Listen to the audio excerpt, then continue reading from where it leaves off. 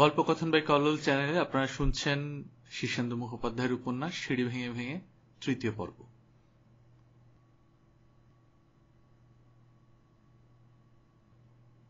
আমি লালবাজার থেকে বলছি। আমার নাম শবর দাশগুপ্ত।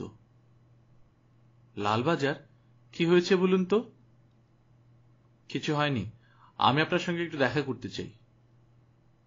কি দরকার? কয়েকটা প্রশ্ন করার ছিল রিগার্ডিং আ ডেথ। রিনার বুক কেঁপে উঠল, বলল, ও আপনি কি আজ খুব ব্যস্ত আছেন? আমি একটু বেরোচ্ছিলাম। ঠিক আছে, আসুন। আপনার ফ্ল্যাটে পৌঁছতে আমার বোধহয় 20 থেকে 25 মিনিট লাগবে। ঠিক আছে। এই 25টা মিনিট রিনার জীবনের যেন মন্থরতম সময়। সে কফি খেল, খবরের কাগজ বারবার উল্টালো, তারপর ঝুম হয়ে বসে রইল। শবর দাশগুপ্ত খুব লম্বা চড়া লোক নয়, তেমন সাজগোজও নেই। পুলিশের ইউনিফর্মের বদলে গায়ে সাদামাটা একটা ক্রিম রঙা হাওয়াই শার্ট আর কালো ট্রাউজার। চোখ দুখানা ঈগলের মতো তীক্ষ্ণ। লোকটাকে দেখলে একটু যেন অস্বস্তি হয়। সবার প্রথমেই তার আইডেন্টিটি কার্ড বের করে দেখালো, তারপর বসল। চা খাবেন? খাবো। আমি খুব বেশি সময় নিচ্ছি মনে করলে নিঃসংকোচে আমাকে তাড়িয়ে দেবেন। মৃদু হাসল একটু রিনা। রামুকে চায়ের কথা বলে সোফা এসে বসল, বলল, এবার বলুন। কোথায় যাচ্ছিলেন? আমার এক বান্ধবীর বাড়ি। বাধা দিলাম তো? তাতে কি, পরে যাওয়া যাবে। ম্যাডাম, আমি একটু সমস্যায় পড়ে এসেছি। আপনার কি মনে পড়ে যে গত 13 তারিখ সন্ধ্যার পর আপনি কোথায় ছিলেন? ওমা, এ আবার কি প্রশ্ন? বিটকেল শোনাচ্ছে? 13 তারিখের কথা আজকে মনে আছে? 6 দিন তো হয়ে গেল। আজ নিয়ে 6 দিন। দেখুন না মনে পড়ে কিনা। প্রশ্নটা অবশ্য রুটিন, তবু বলুন। কার ডেথের কথা বলছিলেন টেলিফোনে? সেটা পরে। হ্যাঁ, 13 তারিখে আমি সন্ধ্যার পর। না, মনে পড়ছে না তো। রামু চায়ের ট্রে নিয়ে এসে ট্রেটা নিচু হয়ে সেন্টার টেবিলে রাখছিল, ওই অবস্থাতেই বলল, আপনি 6টায় বেরিয়েছিলেন। রিনা একটু লাল হয়ে বলল, ও হ্যাঁ, ক্লাবে গিয়েছিলাম। রামু ফের বলল, ক্লাবে নয়। তাহলে? সেদিন আপনার বন্ধুর জন্মদিন ছিল, আপনি গিয়েছিলেন সল্ট লেকে। ও হ্যাঁ। সবর হঠাৎ বলল, আপনার স্মৃতিশক্তি কি খুবই খারাপ? না তো, আচমকা জিজ্ঞেস করেছেন বলেই হয়তো কেমন থতমত খেয়ে গিয়েছিলাম। কিসে গিয়েছিলেন, গাড়িতে? না, আমাদের একটাই গাড়ি, সেটা আমার স্বামী ব্যবহার করেন। অফিস থেকে ফিরতেও রাত হয়, আমি ট্যাক্সিতে গিয়েছিলাম। কটার সময় সল্ট লেকে পৌঁছেছিলেন? একটু দেরি হয়েছিল, আমার উপহার কেনা ছিল না, সেটা কিনতে একটু সময় লেগেছিল, বোধহয় 8:30 হয়ে গিয়েছিল পৌঁছাতে। আপনার একটা মেয়ে আছে না? হ্যাঁ, পরমা।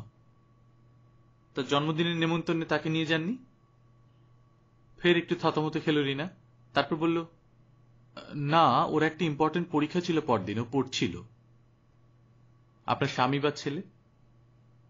ছেলে কোথাও যায় না, খুব লাজুক। তাছাড়া ওরও কুশিব কাজটাজ ছিল, তবে আমার হাজবেন্ড অফিস থেকে গিয়েছিলেন। কত রাতে? উনি বোধহয় আমি পৌঁছানোর 10-15 মিনিট পরে পৌঁছন। উপহারটা কোথা থেকে কিনেছিলেন? উপহার? ও হ্যাঁ, গড়িয়াহাট। কোন দোকান মনে আছে? Fancy stores. সেখান থেকে কি আপনি সবসময় কেনাকাটা করেন? ঠিক নেই, ওখানেও করি, অন্য দোকান থেকেও করি। যতক্ষণ কেনাকাটা করছিলেন ততক্ষণ কি ট্যাক্সিটা ওয়েটিং এ ছিল? না, ট্যাক্সি ছেড়ে দিয়েছিলাম। প্রেজেন্টেশন কেনার পর আবার গড়িয়াহাট থেকে ট্যাক্সি নিই। তখন কটা? ঠিক খেয়াল নেই, 7:30 হবে হয়তো। আপনার চাকরটির নাম কি? ও, ওর নাম রামু। এখন যে কথাটা বলবো সেটা ওর শোনা উচিত হবে না। আমরা কি আপনার ওই লিভিং রুমে গিয়ে বসতে পারি? হ্যাঁ, নিশ্চয়ই। জুতো খুলে যেতে হবে নাকি? না না, আসুন। লিভিং রুমে আজও সকালের রোদ্দুর ঝাঁঝা করছে। দক্ষিণের খোলা জানলা দিয়ে প্রাক শরৎ ঋতুর চমৎকার একটা হাওয়া আসছে ঘরে। আপনার একটা ছেলে আছে? হ্যাঁ, অজাতশত্রু। রিনা চোখ দুটো নত করল। এরপরের প্রশ্ন কোন দিকে যেতে পারে তা ভেবে তার বুক কেঁপে কেঁপে যাচ্ছিল। আপনি অভয় দিলে বলি, ছেলেটির জন্ম বৃত্তান্ত আমি জানি। আপনার অহেতুক সংকোচের কারণ নেই। বলুন। ছেলেটি যে বাসুদেব সেনগুপ্ত সেটা কি আপনার হাজবেন্ড জানেন? নতমুখে রিনা বলল, জানেন। তার সঙ্গে ছেলের সম্পর্ক কিরকম? ভালোই। নর্মাল বলছেন? বাপ আর ছেলের মতোই সম্পর্ক? হ্যাঁ। কিন্তু ইনহেরিটেন্সের ব্যাপারটা? উনি কি আপনার ছেলেকে বিষয় সম্পত্তির ভাগও দেবেন? সেটা নিয়ে কথা হয়নি। কখনো না? না। বাসুদেব সেনগুপ্ত কি কখন আপনাকে জানিয়েছিলেন যে ওর একটা মোটা টাকার লাইফ পলিসির নমিনি আপনার ছেলে? হ্যাঁ। পলিসিটা বা প্রিমিয়ামের রসিদ বোধহয় আপনার কাছে নেই। না, ওটা ওর স্ত্রীর কাছে আছে। আপনার ছেলে কি খবরটা জানে? না তো। ঢাকুরিয়ায় বাসুদেববাবুর একটা পুরনো বাড়ি ছিল, জানেন? মস্ত বাড়ি, অনেকটা জমি নিয়ে। জানি। সেই বাড়িটা ভেঙে প্রমোটার ফ্ল্যাট তুলছে, এটা জানেন? শুনেছিলাম।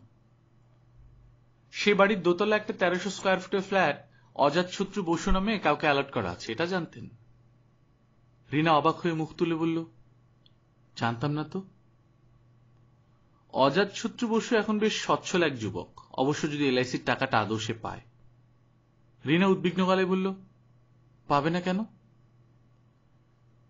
পাবে না বলিনি, তবে পাওয়ার ব্যাপারে বাধা আছে। বাসুদেব সেনগুপ্তের ছেলেরা তো ব্যাপারটা ভালো চোখে দেখছে না। তাছাড়া পলিসির আসল নমিনি শিখা দেবী। অজাতশত্রু প্রাপক, যদি শিখা তাকে দেন।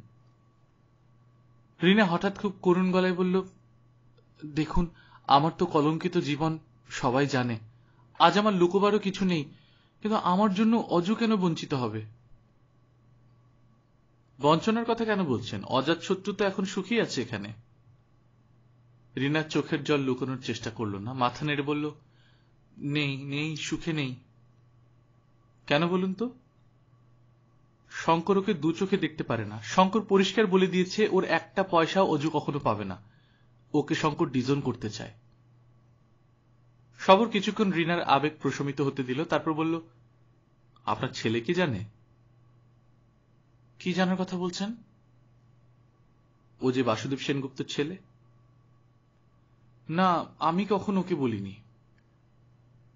আপনি না বললেও বলার লোকের তো অভাব ছিল না। আমি জানি না ও জানে কিনা। ও কি বাসুদেব সেনগুপ্তের পলিসি বা ঢাকুরিয়ার ফ্ল্যাটের কথা জানে? না তো, ফ্ল্যাটের কথা তো আমিই প্রথম শুনলাম। আপনার ছেলে কখন বাড়িতে থাকে? একটু আগেই তো বেরোলো, সকালে বেরোয়, রাতে ফেরে। কটার সময় ফেরে? 9টা-10টা। আর আপনার স্বামী? উনি খুবই ব্যস্ত মানুষ, উনি আরো সকালে বেরোন, আরো রাতে ফেরেন। ছুটির দিনে? ছুটির দিনে আমার স্বামীর আউটিং থাকে। আর আপনার ছেলে? ওরও আউটিং থাকে। আচ্ছা, একটা কথা বলবেন, আপনি এসব জিজ্ঞেস করছেন কেন? কি হয়েছে? বাসুদেব সেনগুপ্তের মৃত্যুটা স্বাভাবিক নয় বলেও আত্মীয়রা সন্দেহ করেছেন। একটা অফিসিয়াল এনকোয়ারি লোকাল থানা থেকে হচ্ছে, আমি কাজটা আনঅফিসিয়ালি একটু এগিয়ে রাখছি। রিনা সবরের দিকে শুকনো মুখ করে চেয়ে রইল।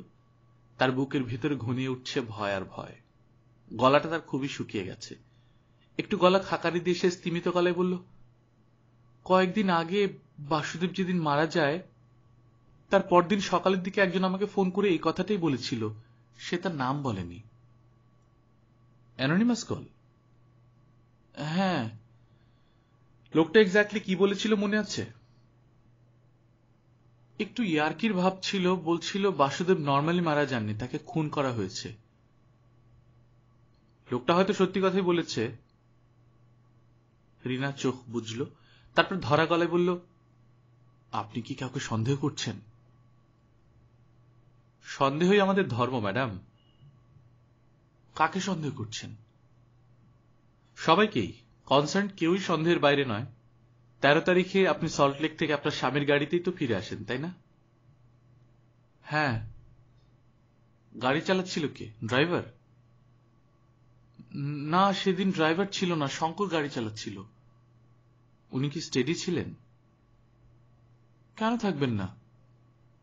সবার একটু হাসল। চলি ম্যাডাম, আবার দেখা হতে পারে।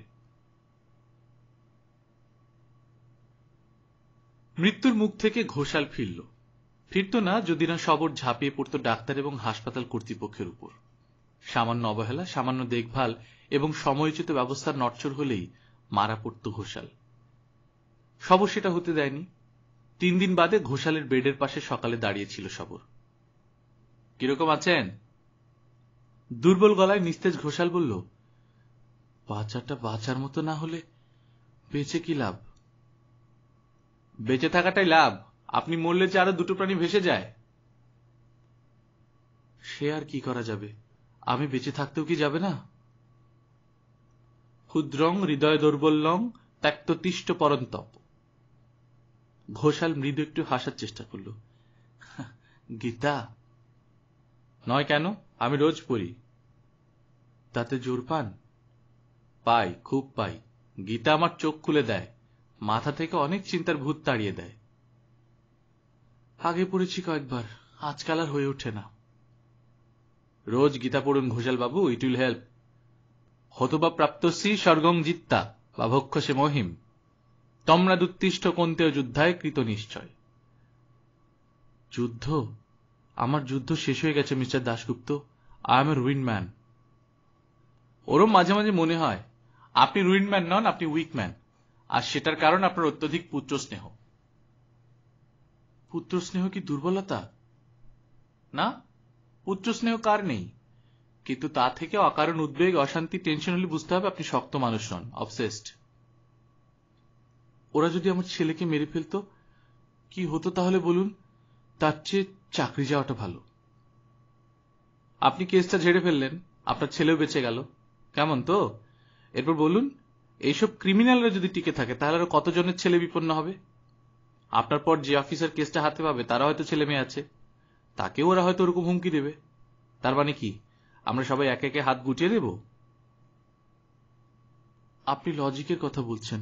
লজিক আমি মানছি, কিন্তু আমি এ কাজের অযোগ্য। আপনি ঠিকই বলেছেন, আমি দুর্বল।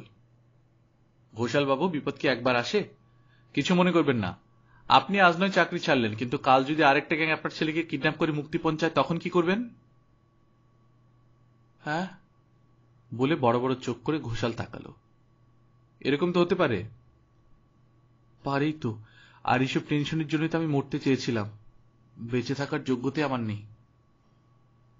ছেলের কথা ভেবেই না হয় বেঁচে থাকুন। আপনি না বাঁচলে তার যে কোনো প্রোটেকশনে থাকবে না। না থাকুক, তখন তো আমিও থাকবো না, টেনশনে থাকবে না। তার মানে কি দাঁড়াচ্ছে তা জানেন? কি? তার মানে আপনি একজন সেলফিশ ম্যান। ছেলেকে নয়, আপনি ভালোবাসেন নিজেকে। নিজের টেনশন, নিজের উদ্বেগ আর দুর্বলতা থেকে মুক্তি চান বলেই আপনি এসব করছেন। নইলে মাত্র 8 বছরের একটা ছেলেকে পিতৃহীন করে রেখে যেতে আপনার মনুষ্যত্বে বাধ্য। প্লিজ মিস্টার দাশগুপ্ত, এসব কথা আমি এখন সহ্য করতে পারছি না। ওকে, আমি আপনাকে আর ডিস্টার্ব করবো না, শুধু জানিয়ে যাই ওই কেসটা কর্তৃপক্ষ সুধাংশু দাসকে দিয়েছে। সুধাংশুর একটি 8 বছরের ছেলে আর 2 বছরের মেয়ে আছে।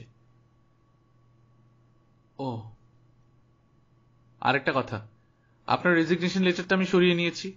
আপনি আপাতত অফিসে পেপার ওয়ার্ক করবেন, ফিল্ডে যেতে হবে না। বলে কয়ে এটুকু আমি করতে পারবো, ঠিক আছে? ঘোষাল কোনো কৃতজ্ঞতা প্রকাশ করল না। ভাবলেশীন চোখে চেয়ে থেকে বলল, একটা গীতা দেবেন? সঙ্গে তো নেই, বিকালে পাঠিয়ে দিতে পারি। ঘোষাল গভীর ক্লান্তিতে চোখ বুজল। ভয় ভয় নিয়েই ভাবছে সবর কদিন ধরে। এখনকার মানুষ কেন এত ভয়ভীতির শিকার? পৃথিবীতে এখন সুস্পষ্ট 2টো দল, ভীত এবং ভীতিপ্রদ। গোপালকে তার দ্বিতীয় দলের বলেই মনে হল যখন তাকে বেলা 11টার সময় তার ঢাকুরিয়ার বাড়িতে মুখোমুখি পেল সবর। আজ রবিবার, গোপাল তাই বাড়িতেই ছিল। আপনি কি করেন?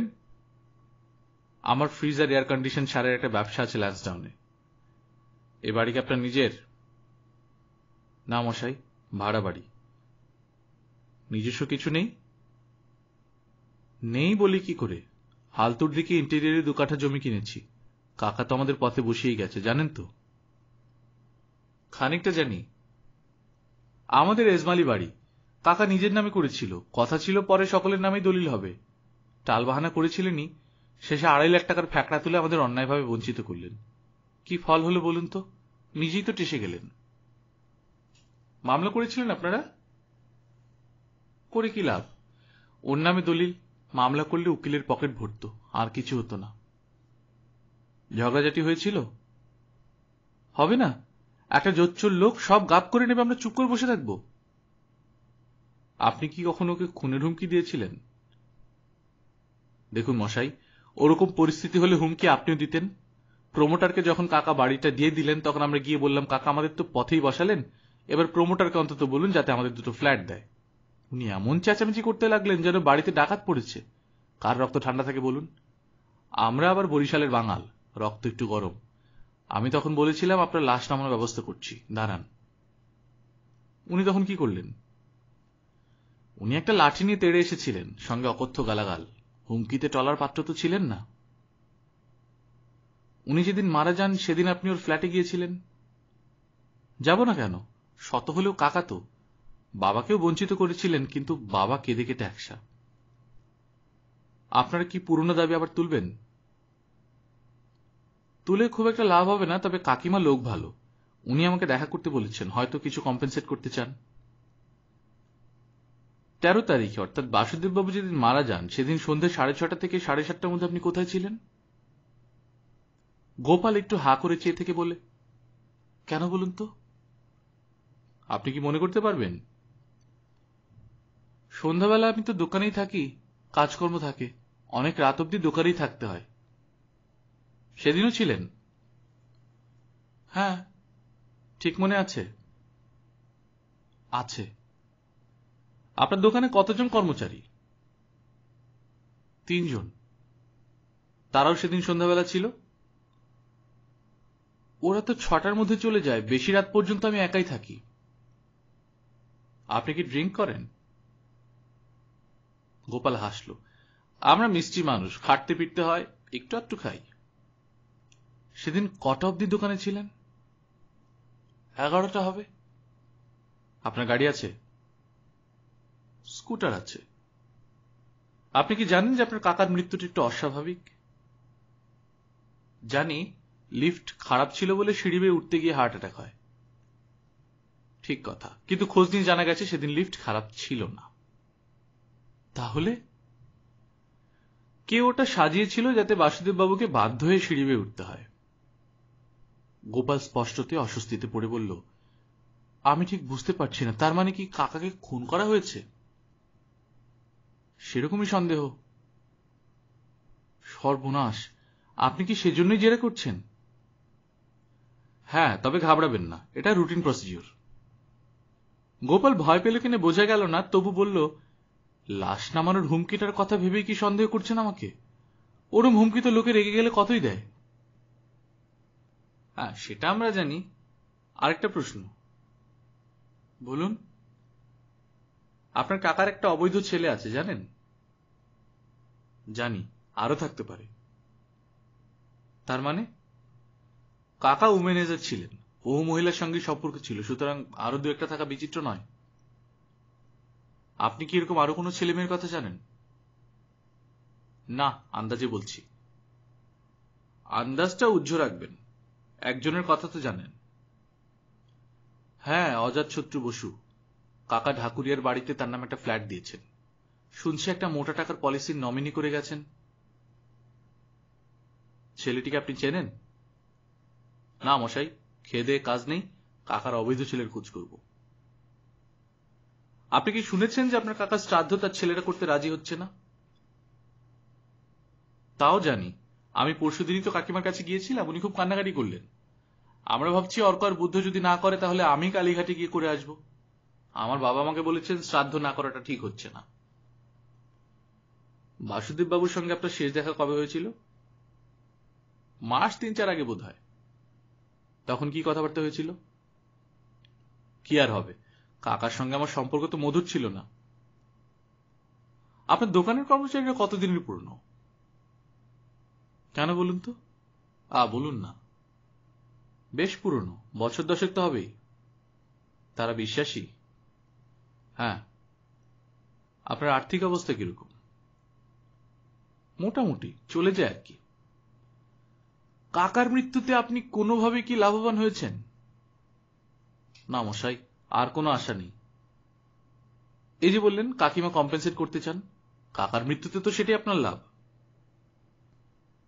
গোপাল উদাস গলায় বলল, কাকিমার কতই বা দেবে, হয়তো বিবেকের দংশন এড়াতে ৫-১০ হাজার অফার করবে, তাও যদি অর্ক আর বুদ্ধ দিতে দেয়। আমি অবশ্য ঠিক করেছি ৫-১০ হাজার দিতে চাইলে নেব না। ছুঁচো মেরে হাত গন্ধ কেন করবো মশাই? ঢাকুরিয়ার বাড়ির ভ্যালুয়েশন জানেন? অন্তত ৩০ লক্ষ টাকা। বাবারা ৩ ভাই, ভাগ করলে পার হেড ১০ লাখ করে পড়ে। বুঝেছি। আমাদের জ্বালাটাও বুঝবার চেষ্টা করুন। সবার একটু হেসে উঠে পড়ল, বলল, আবার হয়তো দেখা হবে। অজাতশত্রুকে পাওয়া গেল তার জিমে। হাজরা রোডে তাদের ফ্ল্যাটের কাছাকাছি বেশ ঝাঁ চকচকে আধুনিক মাল্টিপল জিম। কালো শর্টস পরা, গায়ে সাদা তোয়ালে জড়ানো অজাতশত্রু একটি ফুটফুটে কিশোরীর পাশে বসে কোল্ড ড্রিঙ্কস খাচ্ছিল, মুখে ঘাম। কিশোরীটিকে লক্ষ্য করল সবর। তার পরনে শর্টস, গায়ে একটা ঢিলা কামিজ, মাথায় থোপা থোপা কোকড়া চুল বয়কাট করা, ছিপছিপে নাতি দীর্ঘ তেজি চেহারা। সবর বিনা ভূমিকায় অজাতশত্রুর সামনে গিয়ে দাঁড়ালো। আমি আপনার সঙ্গে একটু কথা বলতে চাই। ছেলেটা অবাক হয়ে চাইল, বলল, আমার সঙ্গে? হ্যাঁ, এখানে নয়, বাইরে যেতে হবে। কেন, কি দরকার? সবর পকেট থেকে আইডেন্টিটি কার্ডটা বের করে তার চোখের সামনে মেলে ধরে চাপা স্বরে বলল, লালবাজার। অজাতশত্রুর মুখটা একটু ফ্যাকাশে হয়ে গেল, তবে সে উঠে পড়ল। মেয়েটার দিকে তাকিয়ে বলল, বাই। সবর বলল, পোশাকটা পাল্টে আসুন, আমি অপেক্ষা করছি। ৫ মিনিটের মধ্যেই অজাতশত্রু বেরিয়ে এলো, গায়ে টি শার্ট, পরনে ট্রাউজার্স, কাঁধে ব্যাগ। চলুন। জিপের ড্রাইভারের সিটে বসে সবর অজাতশত্রুকে পাশে বসালো, বলল, কথা বলার পক্ষে এটাই বোধহয় ভালো জায়গা, নাকি আপনাদের ফ্ল্যাটেই যেতে চান? অজাতশত্রু গম্ভীর মুখে বলল, এটাই ভালো। ভনিতা না করে জিজ্ঞেস করছি, আপনি কি আপনার পিতৃ পরিচয় জানেন? অজাতশত্রু কিছুক্ষণ চুপ করে রইল, এরপর বলল, এখন জানি। কতদিন আগে জানতে পারলেন? গতকাল মা আমাকে বলেছে। জেনে আপনার রিয়াকশন কি? খারাপ লেগেছে। আপনি আপনার মায়ের উপর রেগে যাননি? না, তবে দুঃখ পেয়েছি, লজ্জা হয়েছে। শঙ্করবাবুর সঙ্গে আপনার সম্পর্ক কিরকম? ভালোই। ভালোই বলতে? সো এসব ব্যক্তিগত প্রশ্ন কেন করছেন? ব্যক্তিগত প্রশ্ন মাঝে মাঝে করতে হয়। আপনি বাসুদেব সেনগুপ্তকে চিনতেন? হ্যাঁ, আমি ছোটবেলায় ওকে দেখেছি। উনি আপনাদের বাড়িতে আসতেন? হ্যাঁ। তখন আপনার কিছু মনে হতো না? ১০-১২ বছর আগেকার কথা ভালো মনে নেই। ১০-১২ বছর উনি কি আর আসেননি? না। এই ১০-১২ বছরের মধ্যে বাসুদেবের সঙ্গে আপনার কখনো দেখা হয়নি? কি করে হবে, বললাম তো উনি আসতেন না। গতকাল যখন শুনলেন উনি আপনার বাবা, তখন কি আপনার ওর উপর রাগ বা ঘেন্না হলো? অজাতশত্রু কিছুক্ষণ পাথরের মতো বসে থেকে বলল, একটা মিক্সড ফিলিং, ঠিক বোঝাতে পারবো না। মনে হচ্ছিল যেন আমার আইডেন্টিটিটাই হারিয়ে গেছে। রাগ নয়, হেল্পলেসনেস। আপনি কি জানেন যে বাসুদেব সেনগুপ্ত আপনার জন্য একটা ফ্ল্যাট আর ৫ লাখ টাকার একটা পলিসি রেখে গেছেন? কাল মায়ের কাছে শুনলাম। শুনে কিরকম রিয়াকশন হলো? অজাতশত্রু একটা করুণ হাসি হেসে বলল, এসব তো কম্পেনসেশন, কিন্তু আমার হেল্পলেসনেসটা তাতে কমছে না। যদিও আপনি তখন ছোট ছিলেন, তবু বলুন তো, বাসুদেব সেনগুপ্তকে আপনার কেমন লোক মনে হতো? উনি প্রায় এসে বিকেলের দিকে বসে থাকতেন। বাইরের কোনো লোক রোজ এলে কি ভাল লাগে? ওর সঙ্গে আপনার কি কথাবার্তা হতো? না, উনি মার সঙ্গে কথা বলতেন। আপনার সঙ্গে কখনো বলতেন না? হয়তো কখনো একটা আধটা বলেছেন, কিন্তু এটা মনে আছে আমি ওদের কাছে বড় একটা যেতাম না। লোকটা সম্পর্কে আপনার কখনো কোনো সন্দেহ হয়নি? সন্দেহ নয়, একটু বিরক্ত বোধ করতাম হয়তো। আপনি যখন কাল শুনলেন যে বাসুদেব সেনগুপ্ত আপনার বাবা, তখন কি মায়ের উপর আপনার কোনো রিপালশন হলো? কেন হবে? আজকাল এক্সট্রা ম্যারিটাল রিলেশন তো কোনো ব্যাপার নয়। নয়? অজা ছোট্ট একটু লজ্জা পেয়ে বলে, ব্যাপার ঠিকই, তবে এরকম তো হতেই পারে। হি ওয়াজ এ স্পোর্টসম্যান এন্ড পার্সোনেবল অলসো। আপনি আপনার মাকে তাহলে ক্ষমা করেছেন? মাকে আমি খুব ভালোবাসি। আর শঙ্করবাবুকে? উনি একজন চমৎকার ভদ্রলোক। বাবা হিসেবে? বাবা হিসেবেও খারাপ নন। 13 তারিখে সন্ধ্যা 6:30 থেকে 7:30 আপনি কোথায় ছিলেন? প্রশ্নটা ভালো করে শেষ হওয়ার আগেই চটজলদি জবাব দিয়ে ফেলল অজু। আমার এক বন্ধুর বাড়িতে একটা স্পোর্টস প্রোগ্রাম দেখছিলাম ভিডিওতে। এত দ্রুত জবাবে একটু অবাক সবর বলল, বন্ধুটি কে?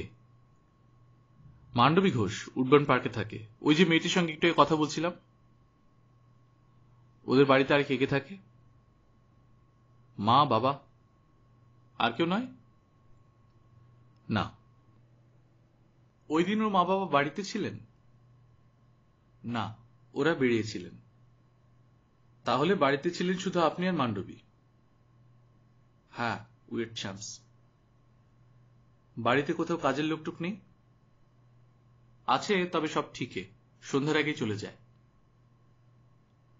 কখন গিয়েছিলেন? 6টা নাগাদ।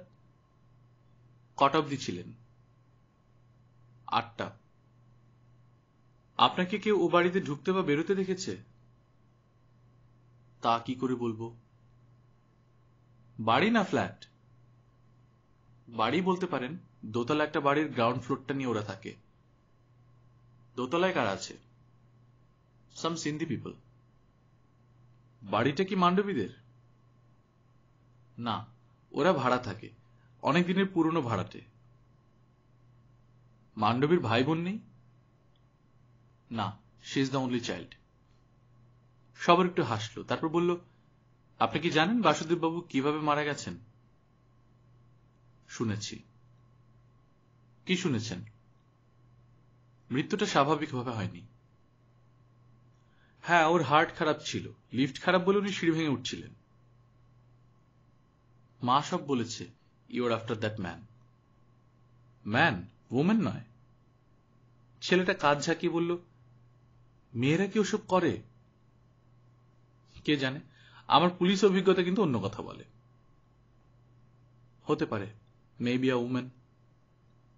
আপনি হোটেল ম্যানেজমেন্ট শিখছেন? হ্যাঁ।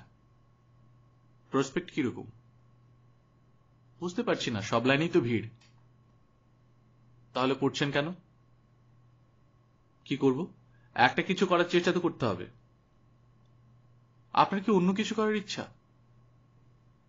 ইচ্ছে থাকলেই বা লাভ কি? কেন? আপনি তো বেশ একটা বড় ফ্ল্যাট আর 5 লাখ টাকার মালিক। সেটা তো আগে জানতাম না।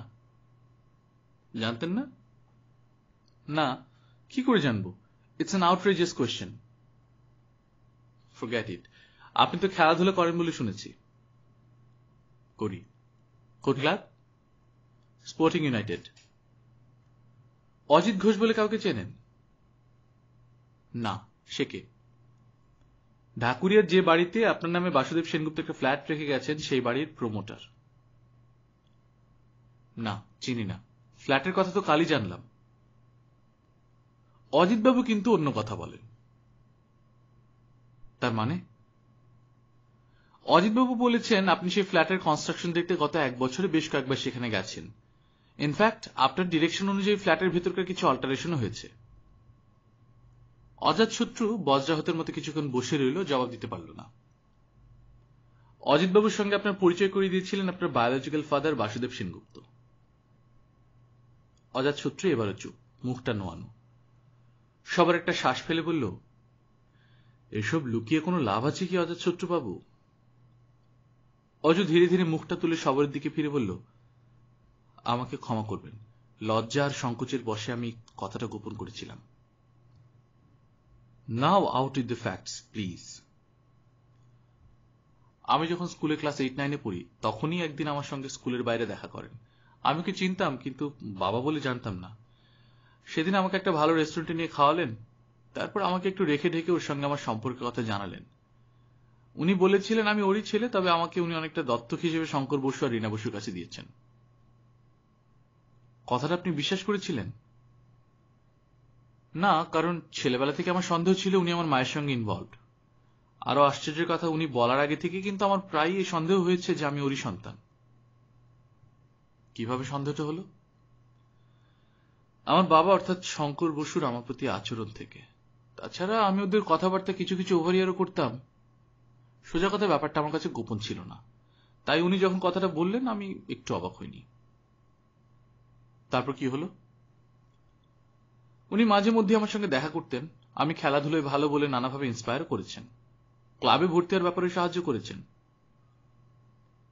যতদূর শুনেছি উনি ঠিক এরকম স্নেহপ্রবণ মানুষ ছিলেন না। নিজের পুত্র কন্যাদের প্রতি ওর আচরণ ছিল জঘন্য। আপনার প্রতি উনি এত নরম হলেন কেন? তা ঠিক বলতে পারবো না। উনি যে রাগী আর মেজাজি মানুষ ছিলেন তা আমি খানিকটা জানি। মনে হয় আমার পরিবারে খানিকটা আমি আনওয়ান্টেড বলেই উনি একটু সিম্প্যাথেটিক হয়ে পড়েছিলেন। বিশেষ করে আমার বাবা শঙ্কর বসু আমাকে একদমই পছন্দ করেন না। আমি তাই ছোটবেলা থেকে পারতপক্ষের মুখোমুখি হই না, এটা উনি জানতেন। সবর চিন্তিতভাবে কিছুক্ষণ চেয়ে থেকে বলল, হতেও পারে। উনি আমাকে বলেছিলেন ওর একটা 5 লাখ টাকার পলিসি আছে যার নমিনি আমি। কিন্তু উনি পলিসিটা আপনার বা আপনার মার হাতে না দিয়ে সেটা নিজের স্ত্রীর কাছে কেন জমা রাখলেন? মাথা নেড়ে অজাতশত্রু বলল, তা জানি না, তবে আরো 2 বছর পর পলিসিটা ম্যাচিউর করত। উনি এত তাড়াতাড়ি মারা যাবেন বলে হয়তো ভাবেননি। এই পলিসিটা উদ্ধার করার জন্য আপনি কিছু করেননি? না, তবে আমার মা হয়তো শিখা দেবীর কাছে যাবে। আপনার কথা কি শিখা দেবী জানতেন? হ্যাঁ। কি করে বুঝলেন? বাবা অর্থাৎ বাসুদেব সেনগুপ্তই আমাকে সে কথা বলেছিলেন। আপনি কি বাসুদেব বাবুকে বাবা বলেই ডাকতেন? অজাতশত্রু হাসল। ডাকে কি আসে যায়, জাস্ট কৌতূহল। না, উনিও সেটা চাননি। তাকে কি বলে ডাকতেন? ডাকার দরকার হতো না, মুখোমুখি কথা হতো আমাদের, তাও মাঝে মাঝে। না, ওকে বাবা ডাকার কোনো প্রয়োজন হয়নি। বাবা বলে ভাবতেন কি? তা ভাবতাম, যা সত্য তাকে অস্বীকার করে লাভ কি? তাছাড়া উনি তো আমার বেনিফ্যাক্টর ছিলেন। সবার অন্য মানুষকে ভাবে বলল, ওর মৃত্যুতে আপনি প্রচুর লাভবান হয়েছেন।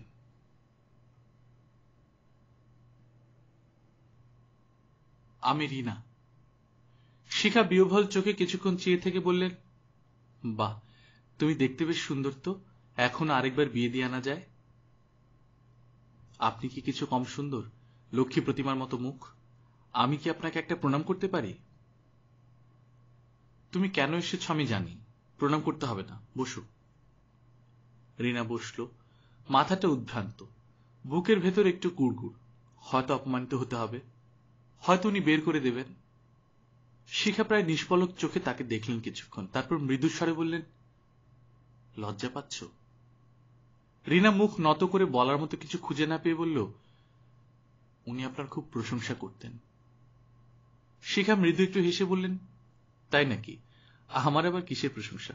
লেখাপড়া তেমন শিখিনি, গুণও বিশেষ কিছু নেই, সেজন্যই তো। বলে কথাটা শেষ করলেন না শিখা। গরিব দুঃখী পঙ্গু আতুরদের উপর আপনার খুব মায়া শুনেছি। ও কিছু নয়, ঢাকুরিয়ার বাড়িতে যখন ছিলাম তখন অনেক গরিব দুঃখী আসতো বটে, তেমন কিছুই করে উঠতে পারিনি। তবে হ্যাঁ, কাউকে ঘাট ধাক্কা দিয়ে তাড়িয়েও দিতাম না। এলে দুদণ্ড জিরোতে দিতাম, সুখ দুঃখের কথাও বলতাম। জানো তো, অনেক দুঃখী আছে যারা টাকা পয়সা বা ভিক্ষের জন্য আসে না, দুটো মনের কথা বলে জুড়োতে আসে। রিনা শিখার দিকে একটু অবাক চোখে চেয়ে থাকে। ইনি কি সত্যিকারের একজন মহিষী মহিলা?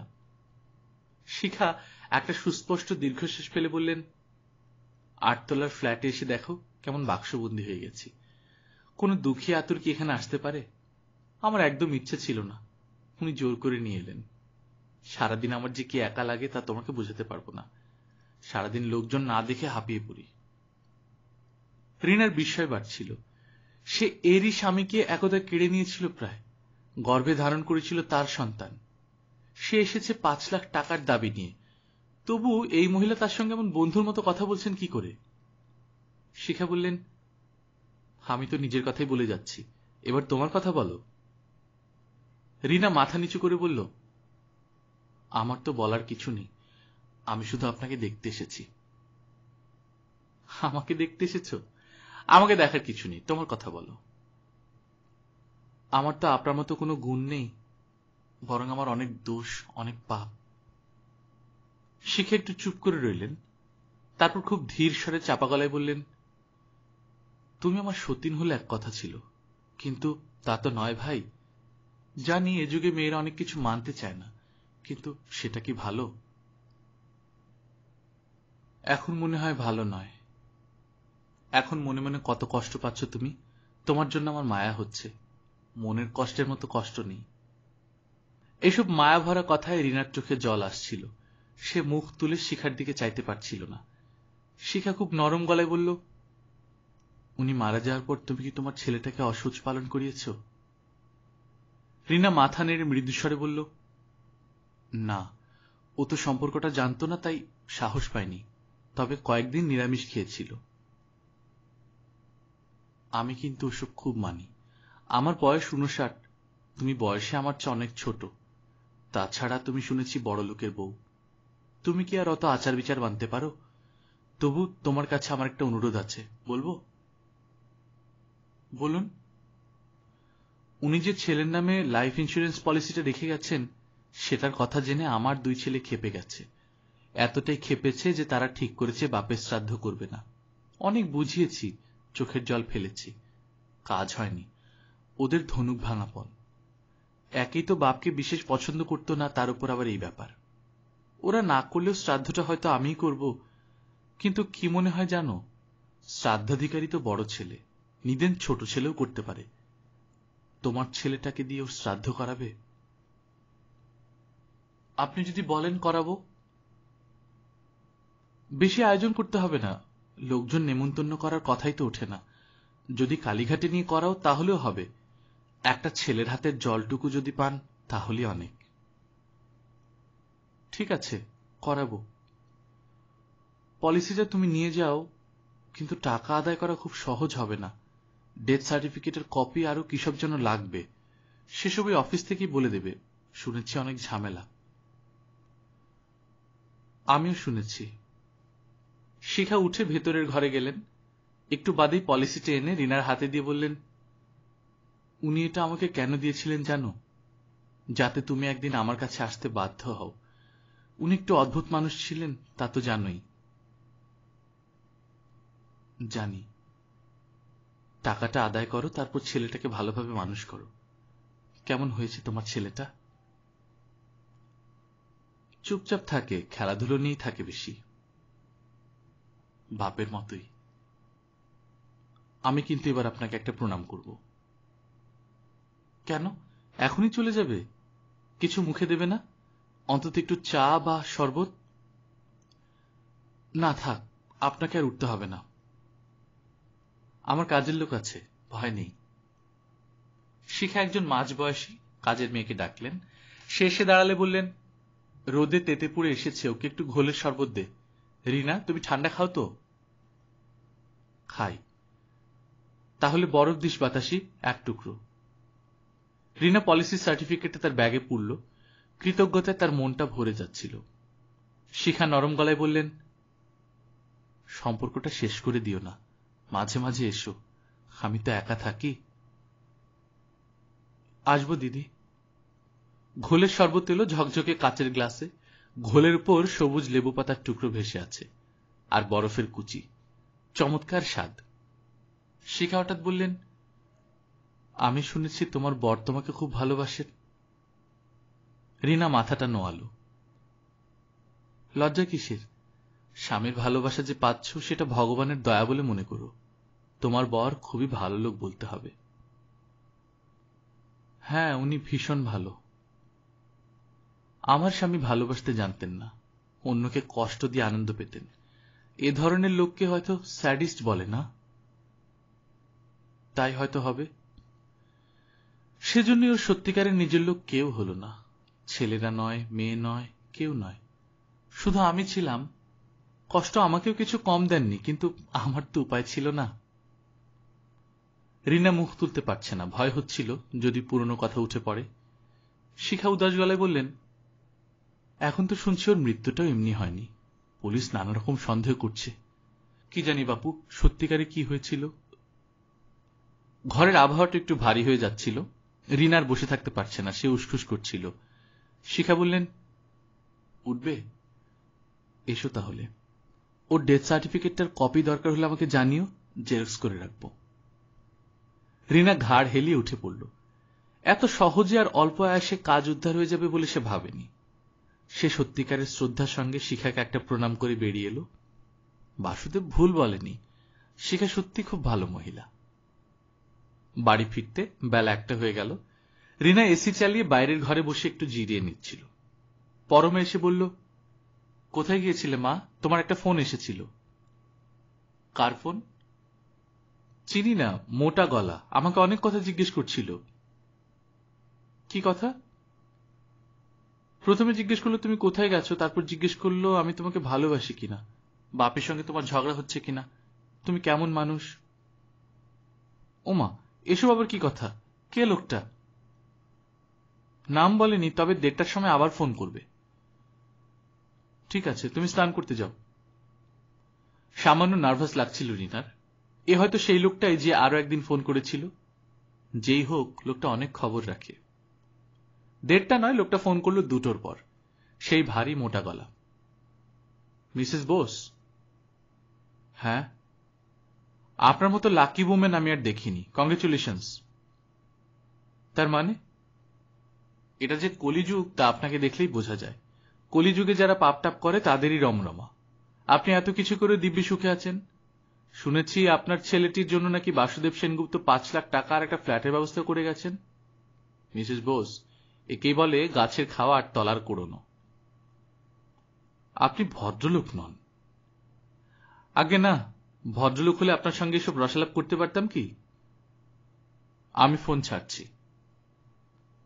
সেটা আপনার ইচ্ছে, তবে কথা বললে আলটিমেটলি আপনার হয়তো লাভই হবে। দেখুন, এই জীবনটা আমার একারই। আপনি হয়তো জানেন না, আমি আমার স্বামীর কাছে ডিভোর্সও চেয়েছিলাম, উনি দেননি, সুতরাং আমার খুব একটা দোষ নেই। আপনি অকারণ বিবেকের ভূমিকা নিচ্ছেন কেন? আপনি কে? বাহ, এই তো দেখছি মানসিকভাবে অনেকটা সামলে উঠেছেন। নিজের ফেভারে সাজিয়ে গুছিয়ে যুক্তিও খাড়া করছেন। তবে সেদিন ওরকম মিউমিউ করছিলেন কেন? আপনার কথা কি শেষ হয়েছে? কথার কি শেষ আছে ম্যাডাম? শুধু বলে আপনি ভাগ্যবতী মহিলা বটে, কিন্তু আপনার স্বামী শঙ্কর বসু একটা আস্ত পাঠা। অ্যাডাল্টারাস ওমেন জেনেও আপনাকে মহারানীর মতো লোকটা পালপুষ করছে কিভাবে? ওর গায়ে কি মানুষের চামড়া নেই? প্লিজ, আপনি এসব বন্ধ করুন। লোকটা একটা ঘিনঘিনে হাসি এসে বলল, বিবেকের দংশন হচ্ছে নাকি? প্লিজ। আপনি আগের দিন আমার পরিচয় জানতে চেয়েছিলেন, আমাকে বিবেক বলেই জানবেন। আপনি আর দয়া করে ফোন করবেন না, বিশেষ করে আমার দুধের বাচ্চা মেয়েটিকে আপনি যেসব কথা জিজ্ঞেস করেছেন সেটা অন্যায়। আপনার মেয়েকে একদিন তার মায়ের কথা জানতে পারবে না? হয়তো জানবে, বড় হোক, আমি জানাবো। আপনার মতো মহিলা আমি সত্যি দেখিনি মিসেস বোস। আপনার ভাগ্য অন্য মেয়েদের কাছে ঈর্ষণীয়।